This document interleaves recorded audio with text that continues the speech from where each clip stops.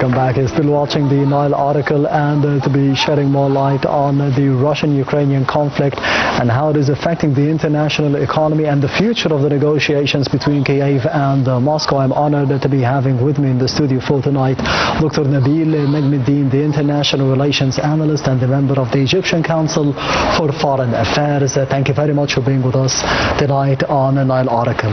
Pleasure to be with you, dear Ahmed. The pleasure is all mine. Yeah. Of course, recently we have seen a proposed stop, a halt by Ukraine for the attacks from both sides, especially hitting the infrastructure and hitting the civilian targets, because it is affecting the international maritime routes and subsequently the international economy. How do you see such a prospect for the negotiations between both countries? From Ukraine, and it is a positive move, but usually in military conflicts you need to consider the political will. Is there a political will from Moscow and from Kiev to come to an end? By the way, today is the Independence Day of Ukraine. Yes. Today is the 24th of August. It is the day Ukraine has got its independence. So almost 35 years or 34. And the war is almost 4 years and a half. Killing, destroying, creating misery among the civilians. And I don't see very much that the Ukrainian initiative has got a great deal of what you call it reality seriousness without a political will from Russia. So there is no political will from the Russian President Vladimir Putin, from Moscow, to be ending the war. But how is that? Because Russia is being subjected to economic sanctions by the US and by the rest of Europe. Russia is saying very clearly that we cannot just have a sort of what you call it a ceasefire, because that move will provide the Ukrainians with a chance to reorganize and rearm themselves. So Moscow doesn't want, or said it clearly, we don't want a sort of a tactical ceasefire. We need some ground and reality changes. Otherwise, Russia will not go with a sort of tactical ceasefire. So it has demands. Definitely. Russia has conditions, demands. actually. Conditions to be ending the war, to be stopping. Exactly. What are the main conditions? Ground realities. They need the Ukrainian army to withdraw from lands, and they need those three parts, Donbass and others, to be enjoying what they call its self-governing.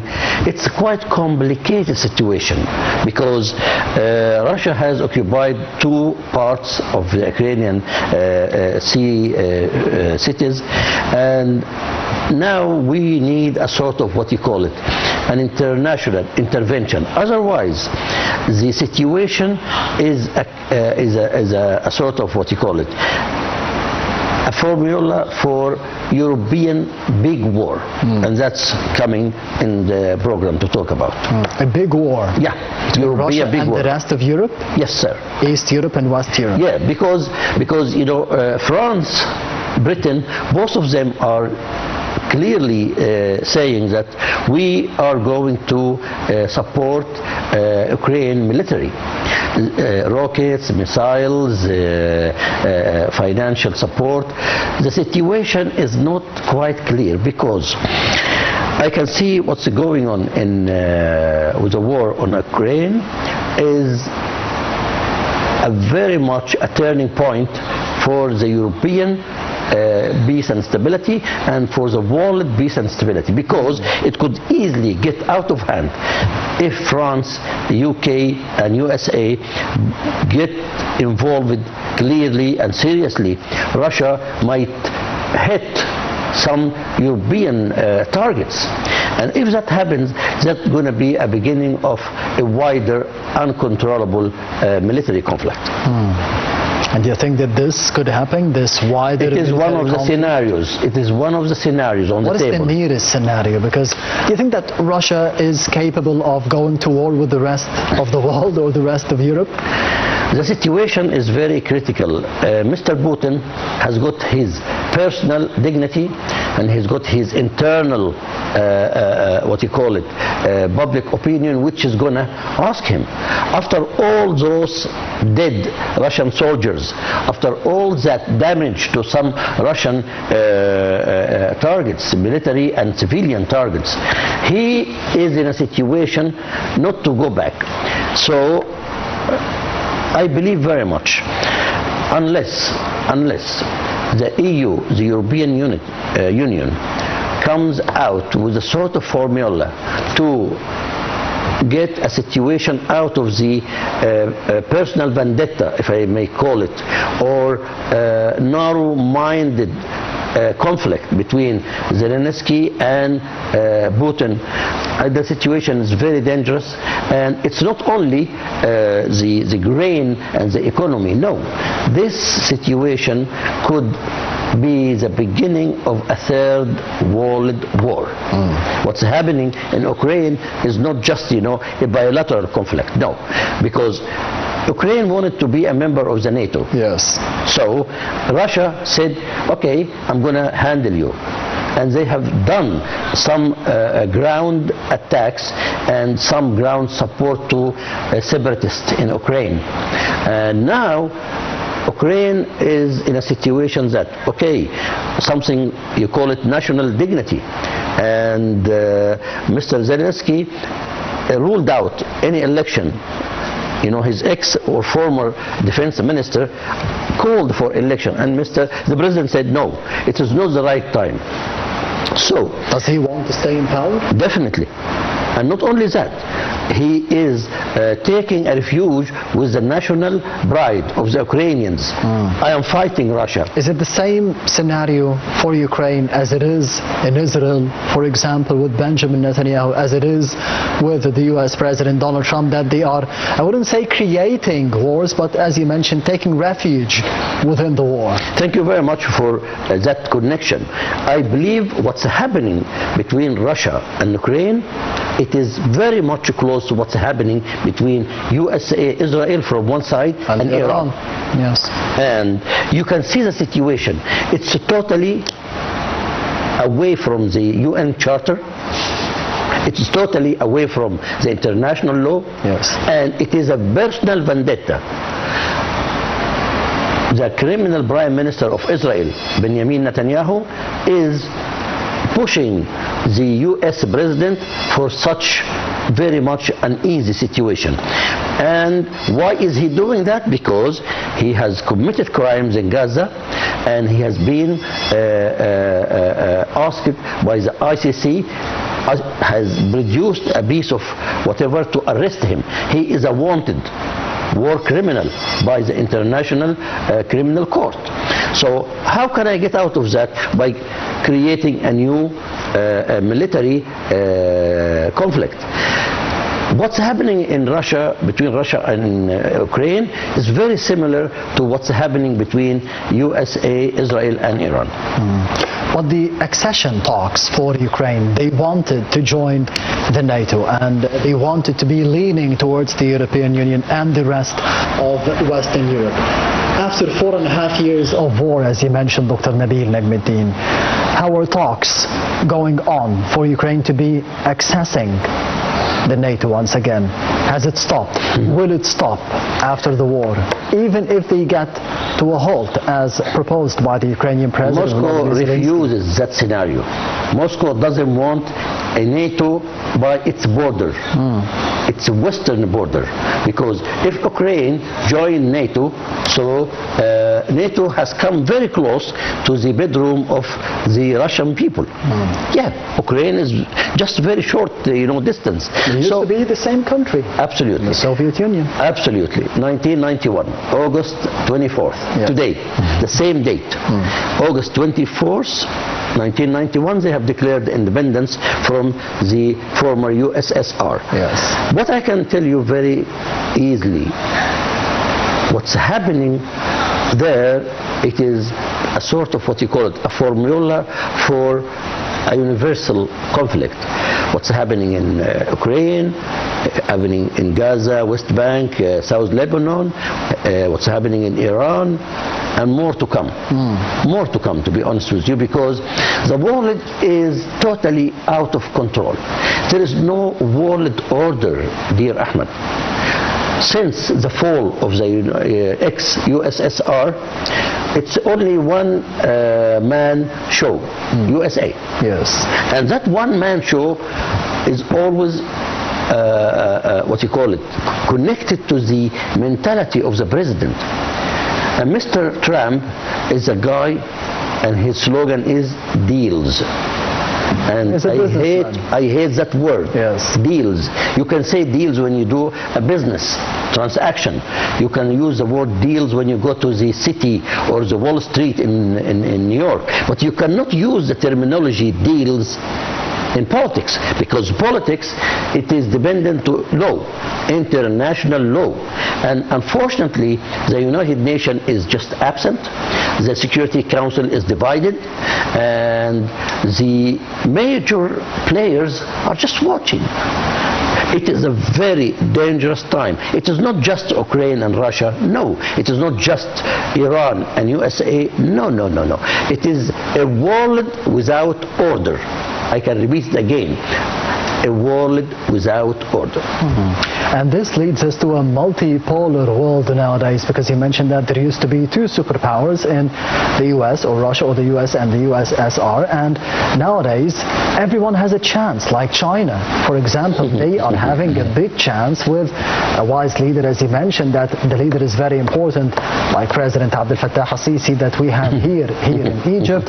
But for China, Xi Jinping is staying away from every possible conflict, and there seems to be, I wouldn't say a plan, but a moment of patience, a moment to be moving, a moment of action. I have visited China 2 years ago, and I'll tell you something. I have spent about 10 years in Britain, 4 years and a half in Canada, 3.5 in USA, and I was in a sort of illusion that the modern world in those areas in the north. But when I visited China, I found out that I was mistaken. No, this is a new civilization, and that new civilization of China is based upon the wisdom of Confucius. You know, the Chinese said, we are not going to spend 1 yuan in any war or any military conflict. 1 yuan. Although they have one of the biggest armies in the world. Oh yes, biggest army, satellites, and navy, and no. But they said, no, we're going to let them fight each other and let them destroy or damage each other. It is our future. China is the rising universal star, and I always say that we are watching a rehearsal for a new world order. What's happening, you know, wars, it's like putting heat on a solid material, and you cannot change the solid material unless you put heat. Wars are the heat, and this heat is going on in Ukraine, Iran, Israel, and more other places to come, to transform the world situation from the solid matter to a liquid matter, which would make it easy to form the new world order.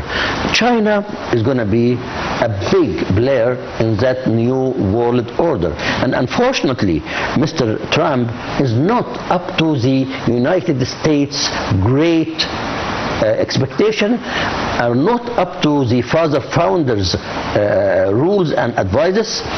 He is totally out of the context of a universal concept.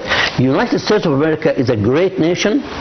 The American people are great people, but the presidency of Mr. Trump is totally away from that. So, your point of China's role or China's future role, no, I'm telling you, it's going to be a big player, and China is going to have its say on the right time. They are just watching. Yes. Because they are, as I told you, following a Confucius wisdom. Yeah. Speaking of wisdom, how do you see the role of Egypt in the future New World Order? Because we have a wise leader, we have people with awareness now, especially after what happened in 2011 and then in 2013. We understand what is going on in the world around us, in the region, more specifically around us, because you mentioned that pressure is everywhere in the Gaza Strip, in the West Bank, with Iran and the US, between Ukraine and Russia. But Egypt is situated within all those conflicts in the Middle East. Still, we have the same principle of not going to war, but we are capable of defending ourselves. Thank you for raising that point. In Egypt, I think we are lucky with our leadership. His Excellency, Mr. Fattah al-Sisi, is not just a naive or emotional guy. He is a well calculated leadership. And when it comes to what's going on, you have to remember the line between Cairo and Paris in Africa. And you have to shed some light on that. The Egyptian leadership has created a new strategy called Africa First. And this is an issue which personally I do really salute the leadership of Egypt for putting Africa on such high level of our national interests. Number two, he is enjoying open communication channels with Tehran and the Iranian leadership, open communication channels with the European Union, open communication channels with Washington. I don't care about who loves who and who hates who. Politics is a very much a game where you just distance yourself from religion, values, love, hate. Politics is politics. And we have the interests of Egypt on top of that. So His Excellency Sisi is playing that role in a very subtle way. And I can tell you, the Middle East has witnessed a new developments 2 weeks ago, this Mecca defense agreement. And so many people are asking, why Egypt is not in it? And this is a valid question. In Turkey, Saudi Arabia and Pakistan. Turkey, Pakistan, Kingdom of Saudi Arabia. Egypt is not there for so many good reasons. I am not an official voice, but as a follower or somebody who is interested in international relations, our leadership in Egypt have seen that stay away from any bloc at the moment. It's not the right time, because Egypt has got a strategic partnership with Turkey. Egypt is enjoying great relation with Islamabad, and obviously with Saudi Arabia, it's our brothers. So we don't need to get framed with any agreement now. Why? Because more to come tomorrow. As I told you, we are in a rehearsal situation. And okay, maybe later on Egypt might join that Mecca defense agreement, but at the moment Egypt is working very hard to diffuse the conflict in Iran, and I believe very much that the Egyptian leadership is doing a great deal of effort regarding the grain supplies from northeast of Europe. And speaking about Europe, and you mentioned the food supply chains that are being affected negatively by the war between the US and Israel and Iran, by the Russian-Ukrainian conflict. How has, in your opinion, the Black Sea has become not just a corridor for the transit of ships and the food supply chains, but it is a theater of strategies nowadays in conflicts and wars? I like your word, a theater. Yes, it is. Turkey is one of the actors or players you take the word which you like, either actor or player. And Russia, Ukraine, and maybe more are hidden players. It is not just a matter of the Black Sea and the food chains. No, it is about the new world order. Who is gonna have what? This is the biggest question. And all what I can see around the world is, as I keep repeating the word, a rehearsal for that. Who is gonna do and who is gonna have what? The Black Sea, the Suez Canal, the Bab el-Mandab, Strait, Hormuz Straits, they are all similar. Yes. So what's the difference between the Black Sea and Hormuz Strait? Both of them are similar. What is the difference between them and Bab el-Mandab and the Suez Canal? What's going on, my friend? There is a great power behind what's going on all over the world. And it is a great power to prepare the stage for a new show. What is the new show? What is Russia getting out of this new show? I think Russia is losing. Russia is a big country. Russia is a big country, a nuclear country with history, and it used to be the other party in the bilateral world order. The world order after the Second World War was Washington, NATO, Moscow, and Warsaw Pact. After that, when the USSR has fallen, 1991, the Federal Republic of Russia doesn't want to understand and doesn't want to recognize that those republics which have got independence is a reality. No, they still want to practice a sort of what you call it, either supervision or control or authority. Yes. Yeah. So it's not only Ukraine, by the way. Azerbaijan, Uzbekistan, Kazakhstan, and Lithuania, Sarajevo, all those ex-Soviet Union republics are in a situation where go to NATO and Western Bloc, or stay in the middle, or go back to Moscow. And Mr. Putin, who's an ex-KGB agent, has got his own, what you call it, agenda, personal agenda. This guy is looking at it from two different angles: heritage, history, national pride, which all of them don't help the reality and the stability of that part of the world. Yes, Dr. Nabil, allow me to be going to the other report of this segment of the Nile Oracle for tonight, focusing on the Black Sea security and the protection of the energy infrastructure. We'll be having more details in the upcoming report. Stay tuned.